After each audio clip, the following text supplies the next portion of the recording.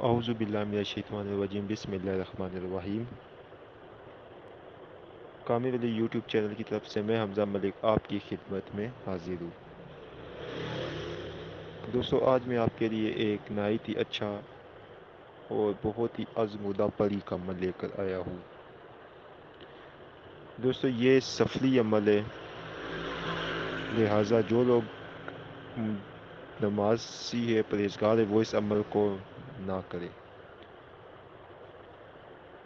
باقی جس کا دل کرے وہ کر سکتا ہے، غیر مسلم جتنے ہیں وہ اس عمل کو کر سکتے ہیں۔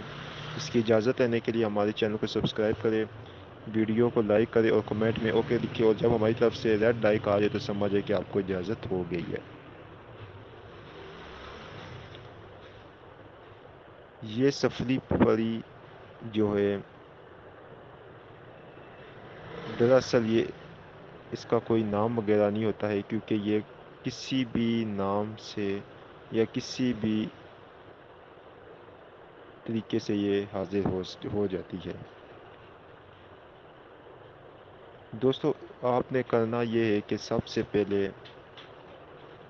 نوچندی بدھ والے دن رات کو 2:30 بجے آپ نے قبرستان یا کسی ہندوؤں کی جگہ پہ، جہاں پہ ہندو لوگ اپنے جو ہندوؤں کا مندر ہوتا ہے وہاں پہ یا قبرستان میں آپ لوگ اس عمل کو کر سکتے ہو۔ آپ نے سندور لینا ہے اور حصار آپ نے سندور کا کرنا ہے۔ حصار کے اوپر آپ نے کچھ بھی نہیں پڑھنا ہے، بس سندور کا آپ نے دائرہ بنا کر بیٹھ جانا ہے بیچ میں۔ یہ جو دوستو سکرین پہ آپ کو عبارت نظر آ رہی ہے، اس عبارت کو آپ نے 108 مرتبہ پڑھنا ہے۔